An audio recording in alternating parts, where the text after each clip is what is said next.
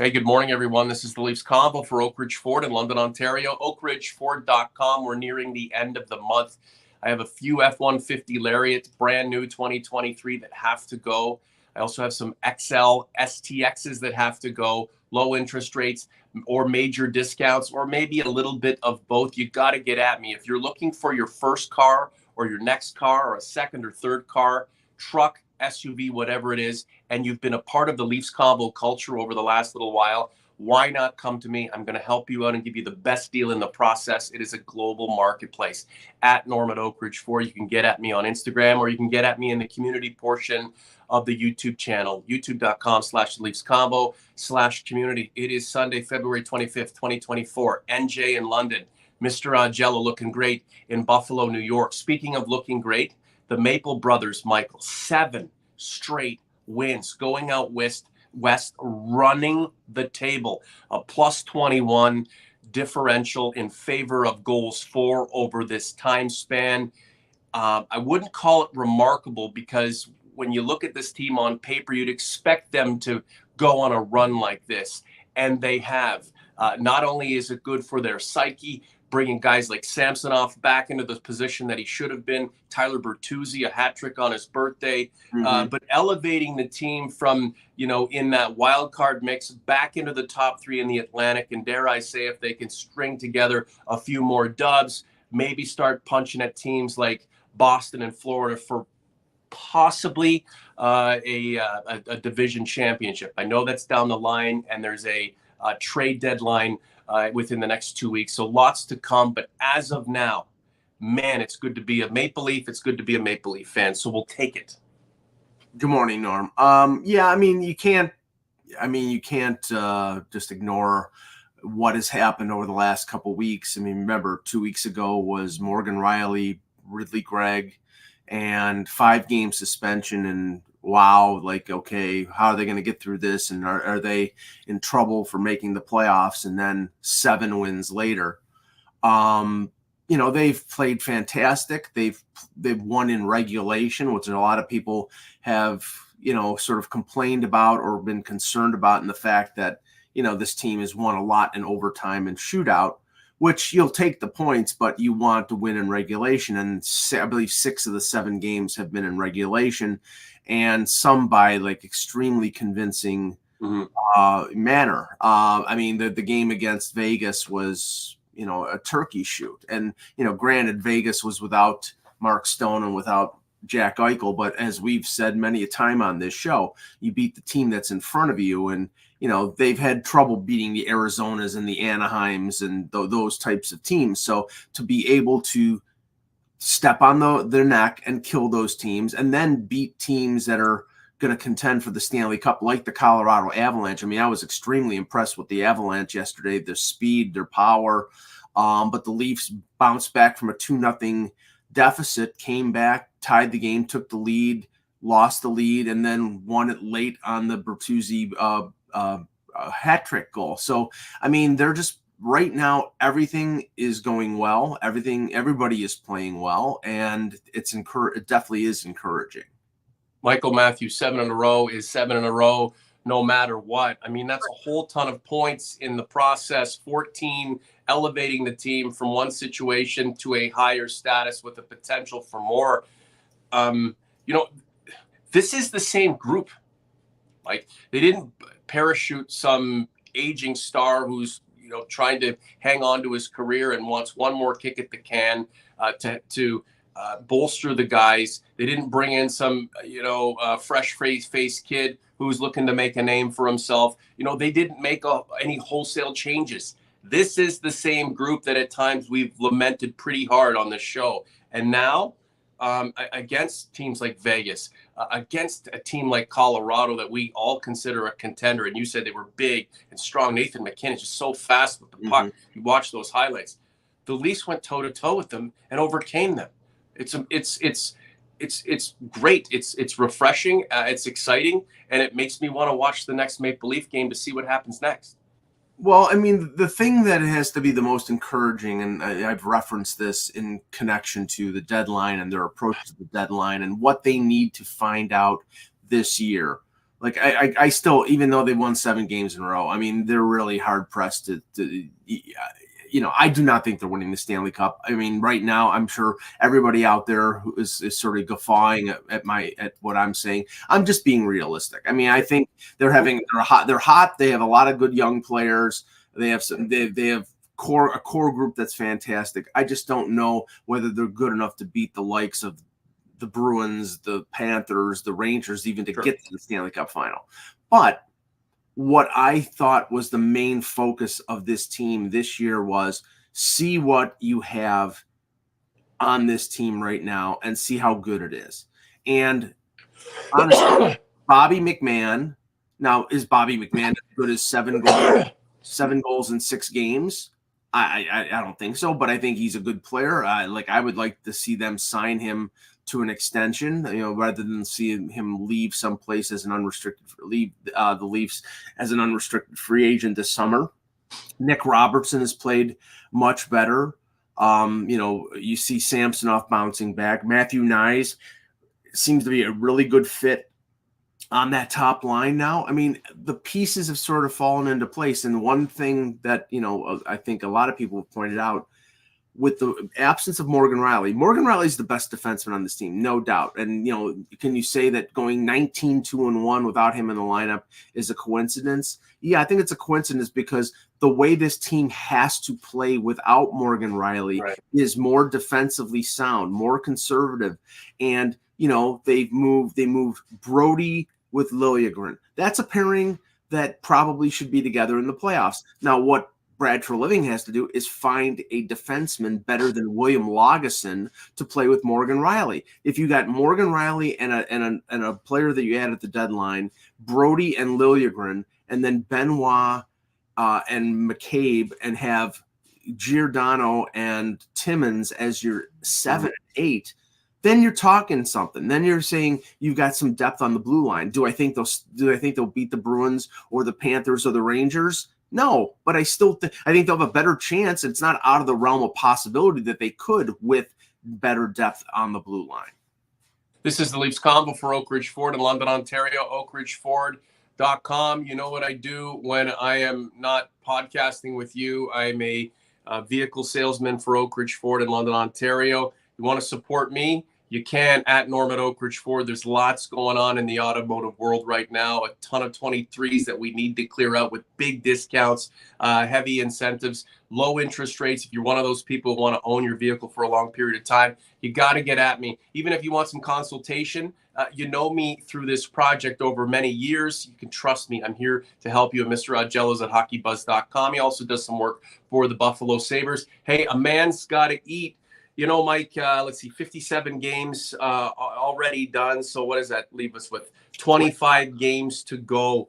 Mm-hmm. This momentum is great, and the accruing of points is great, but 25 games is a long way off. Mm-hmm. How can the Leafs sustain what they're doing? And, regardless of whether they finish at the top of the division, top of the wild card, among the top 3 in the Atlantic, for me, what I want to see is just a substantive kind of game that they can feel good about. We are excited to watch go into the playoffs. I'm not so concerned about standing. I know for you, you're worried about matchups, and that is a thing. But I just wanted this team to be playing in this kind of mold, with this kind of mind frame after game 82. But there's 25 games to play. Are you expecting the team to take another dip here, or do you think they can kind of sustain the momentum they've created and at least be consistent enough, to get past the 100-point mark and, steamroll its way into whichever circumstance it finds itself in the postseason? Well, I think they'll get over the 100-point mark, yeah. But things are cyclical. I mean, right now, they won 3 games at home. They won all 4 games on the 4-game road trip. Now they come home for 5 at Scotiabank Arena. There's nothing to say that they don't go 3-2 at home. I mean, it's like, and honestly, this will be the big test. They have not been good at home. They've been really good on the road, but right. up until the 3 games that they won against Philadelphia, Anaheim, and who was the other one? St. Louis. they were like a game over 500 at home. So That's 15-10-2 at home, 18-6-6 away. Yeah, I mean, that should be flip-flopped. You should be dominating at home, Right. and you should be over 500, but not. I mean, they need to probably string together a bunch of wins at home to have some confidence going into the playoffs. So I think that's the next hurdle. But, honestly, the next hurdle here is the next 13 or now 12 days is the deadline. Right. What is going to happen before the deadline. And, I mean, the things that I see in terms of being in the press box in Buffalo covering the Sabres for the Hockey News, or seeing things secondhand from other reporters in terms of the Leafs scouting other teams, is that they're looking everywhere for defensemen. But it's a question of whether Brad Treliving is convinced to say, okay, this team has a chance to win the Stanley Cup. I'm going to trade my 2024 first-round pick to get Chris Tanev as a rental. Or you just go out and you just add, not a body, but add somebody who can help you, but that you're not going to be spending draft capital. That is the category where I'm under. It's like right now, like you can win a round or two, you can improve your playoff chances by adding an Ilya Lyubushkin or adding a Matt Dumba at the deadline. It is not necessary to trade a first-round pick in 2024 when you don't have a first-round pick in 2025. You have to be able to restock the shelves. Right, Mike, the 7-game win streak isn't exactly smoke and mirrors. Right. But we have to take a deep breath. In the event that things do calm a little bit, and all the pomp and circumstance surrounding a run like this, and the just how good it feels when you weigh it out with the reality of the circumstances that you're going to be up against down the line, especially on draft day, right? You got to be careful to not overdo it just because you're feeling really good about what's happening right now. Right. I mean, this team does still have its challenges, and you have to take into account the full mosaic, and I use this word a lot, of the group, and what you believe its capabilities are weighted against what you're going to be facing in the playoffs. We don't want to temper it, and you want to support it, but you certainly don't want to overdo it. I mean, unless the Leafs had all kinds of draft capital you can expend, just flinging it around to augment the team whichever way you want, and even in that in that way of doing things, you're still taking a risk and a gamble because nothing is for certain. David M. Mike, who is a right D that you think would be a solid fit with Morgan that is available? Well, Dumbo would be the perfect fit in terms of he's a top 4 defenseman. I don't think he's going to cost a ton because he's not having a particularly great year with Arizona. I think he's got less than 10 points, but he's played top 4 minutes with Minnesota throughout his career. He's physical. I think, Riley, early on coming back from the 5-game suspension, they're playing him with Lagesson, and they're playing him sort of not sheltered minutes, but limited minutes. Morgan Riley is going to have to play 24, 25 minutes a night. So you need a defense partner capable of playing those kind of minutes. Now, I mean, I don't think that it behooves them to put Riley back with Brody and have Brody flip to the right side because Brody has played so well on the left side, and he is a good sort of safety net for Liljegren. So, I mean, the goal here is to have 3 solid pairings, and 3 solid pairings meaning finding somebody who can play with Riley. And, I mean, Lyubushkin would be a okay fill in. I mean, Luke Shen is not a top 4 defenseman, but he fit well with Morgan Riley last year in the playoffs. So to have a Lyubushkin play maybe 17, 18 minutes, he's a veteran guy playing with Riley, that works, but I think Dumbo would be the best, would be the home run. I mean, I'm ruling out Tanev because Tanev would cost the first-round pick, and I think they're going to get Tanev in the summer. I think there'll be a leading candidate for Tanev in the summer, so why trade a first-round pick when you don't have to? Just looking at the schedule, too, another tilt with Vegas. They're going to be hungry for retribution. Arizona, we know how that went the last time. You're expecting more of the same from the Maple Leafs. Arizona is just a disaster. Now the Rangers, you look out like they're unbelievable. About a 10-game run. Just when the Leafs are doing something you think would get a lot of eyes and ears and attention, the Rangers have eclipsed that.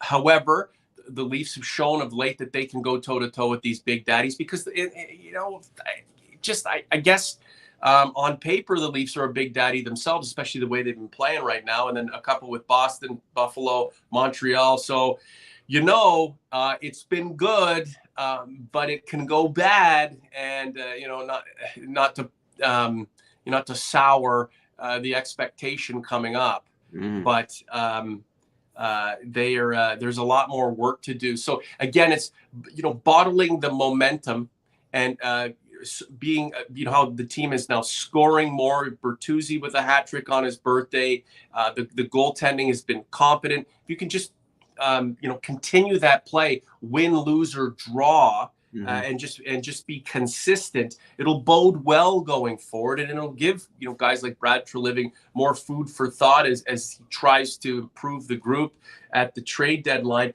Mike, just a few more points from you, and then we can get out of here. I wanted to keep this short show today, just for a variety of reasons. I think one of the things that is key to any kind of playoff aspirations is the return of Joseph Woll. And Joseph Woll played on Friday, and I didn't realize how rough of a go he had in terms of Laval being physical and crashing the crease and really giving him a test. He made 36 saves in a 4-1 victory over Laval. First action he had in March 7th would be 3 months. So over 2 months. I would think that he will play at some point during this 5-game homestand. To my mind, not to say that Samsonov has not bounced back to something closer to what he was last year over this recent stretch. But I think the future of this team, just like we needed to know what Matthew Nyes was, what Bobby McMahon or Nick Robertson was, what Simone Benoit was, we need to know what Joseph Woll is. And we know that he did play well in the playoffs last year, coming in relief of Samsonov. To my mind, he's the starting goalie in game 1 of the playoffs. Now, so how do you integrate him when he's ready to go? The team's now won, say, 12 of 16. Yeah. Samsonov is confident. He's back to the guy we can rely on night in and night out. Martin Jones has been a great addition, and he's doing what is required of him to stay at the NHL level. But Joseph Woll is the goaltender of the future. Things are going well. Right. Is it, hey, thanks, Ilya. Thanks, Marty. Joe's in, and he's just going to, carry the mantle from there. Well, would you not want to integrate him in a smart and I guess sporadic way? Yeah, for Woll's sake. I'm definitely thinking that they will start out as a rotation. Now, right. The question here is, and I don't know this, I'll have to look it up, whether Martin Jones would have to clear waivers to go back to the Marlies. He was called up on emergency recall. So I don't know whether that stretches out for a certain amount of time and then that falls by the wayside. So if there's a risk of him getting claimed off of waivers, they'll keep 3 goaltenders. But I do think what they're going to do is they'll slowly, as you said, integrate Woll into a rotation with Samsonov, maybe an occasional start for Jones to keep him fresh. But I do think, Sheldon Keefe may fall back on old habits in terms of trusting the veteran guy. But to my mind, the best goaltender on this team this year has been Joseph Woll in the stretch before he got hurt. Don't overwork him. Don't overtax the high ankle sprain that he's recovered from. But I think as you slowly move toward the middle of April and the playoffs, you probably ramp up his workload to maybe playing more than every other game. And then game 1, if it's me, I'm playing Woll. Whether Keefe does that, I don't know, but I think that should be the plan. Well, it's good to have options.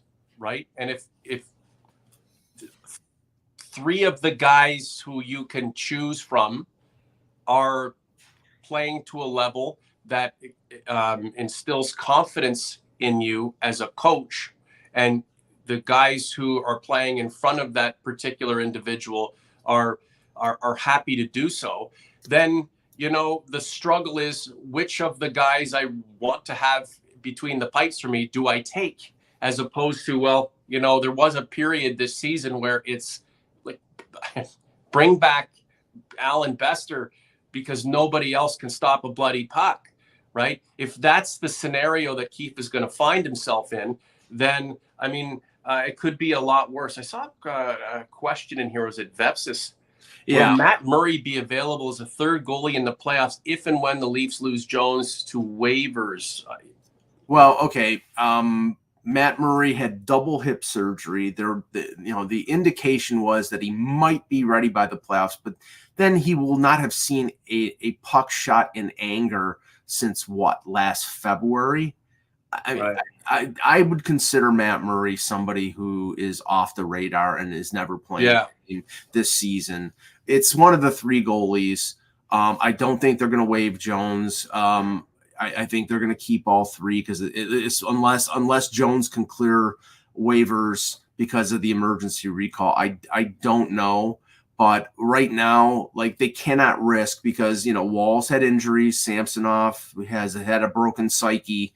They really can't risk it. They have to keep all three, which means they probably carry 7 defensemen, which probably means Lagesson gets sent on waivers back to the Marlies. And I honestly don't think he's going to get claimed by anybody. He's been a 4A player for most of his career. I'm not taking anything away from him in terms of how he has played for the Leafs this year, and they needed him to fill in. But he's just not. Let's just say people are not going to be heartbroken if they lose William Lagesson on waivers. Well, a couple of weeks ago, all I saw was Lagesson's name in the chat. Yeah, I know. Like it's Ray Bourque at peak, right? We get hyped up on guys who are doing well at the time, and then when they fall off, we forget about them. We ride the wave of emotion that this team provides for us. So we're doing what we're supposed to do. Real quick, Mike, Tyler Bertuzzi. Yeah. Sheldon Keefe called him a gamer. I got chills when I saw him, complete the hat trick last night. And Mitch Marner with a beautiful pass to him, William Nylander with a beautiful pass to them. Those guys in their own right, being pros with Austin Matthews, all three in the 70s in points. It's a wonderful thing. Just how harmonious is it when all of these guys are playing well and the factions can come together for the greater good. But Tyler Bertuzzi, this is just it's how appropriate for a guy who's really, really tried hard and has struggled so much to put points on the board. Hopefully that gets him going in more ways than just, production, just getting him into the right mind frame that you belong on this team, bro, and you're going to be a big part of this group's success if it has any in the postseason. Well, we can hope. It was definitely encouraging. I found the statistic very interesting that he's the first player in Leafs history that has scored a hat trick on his birthday, which is, that's just, that's nice. That's nice to hear, but it's like, right. Really in the grand scheme of things, who cares? But the big thing for this team is to get production out of a player who you spent $5.5 million on and thought he was going to be an impact player. And one of the things that you've seen, and it's worked throughout most of this 7-game winning streak. Now there was a game or two that Tavares was out with an illness or a minor injury. But if you've noticed, they've spread out their offense to 3 lines instead of a top 6. You've got Domi playing with Nylander and Bertuzzi in that line. It's sort of a double-edged sword. Defensively, they're not the greatest. Domi is not a great defensive center. Nylander, we know he's had his defensive problems, but offensively, they've been dynamic. Then you have Tavares slipping in between Bobby McMahon and Nick Robertson, and that's been very effective. And then the top line with Marner, Matthews, and Nyes. Mm-hmm. So it's a 3-line offensive attack instead of a 2-line offensive attack. And you're going to get Kali Yarncroke back pretty soon, which means probably you take Brian Reeves out of the lineup, and then you have a fourth line of Pontus Holmberg, David Kampf, and Kali Yarncroke. Right. That's four pretty solid lines. Now, so I don't know whether the Leafs are going to be adding anything at the deadline in terms of forwards. I seriously doubt it. They may want to add somebody with depth because there's not a lot of experience down with the Marlies. But I do think that, their focus is going to be all on the blue line. It's going to be one or two blue liners, probably one. That's about it. I don't think they're going to go out and trade for Tanev, but you can never be absolutely sure when it comes to Brad for a living because he likes to trade. But right now, everything is going good. That's when maybe sometimes you should worry, but right now everything is going good. But Mike, this has been an ascent. It hasn't been going good for most of the season. It's been going okay. This is as good as it's gotten.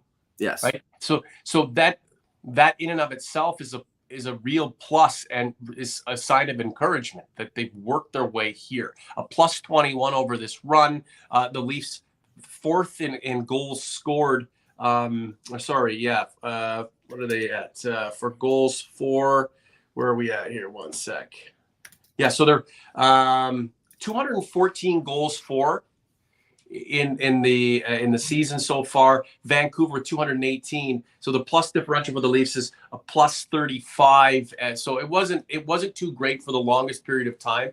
They've made lots of strides, lots of offense. The defense has been super competent. It's not like the Leafs have been getting blown out in heavy losses or anything like that. So they're working their way up into that, that top 10, inside the top 7, potentially the top 5. They just have to keep it going. And, when I think about Wall coming in, he's just going to have to come in and just roll with the punches if this team has momentum and, has a team goal in mind. You're going to interchange guys in and out. The beat goes on. You can't have somebody come in and slow its progression. They just have to kind of jump aboard and do their best to catch up with the momentum that this team has created for itself.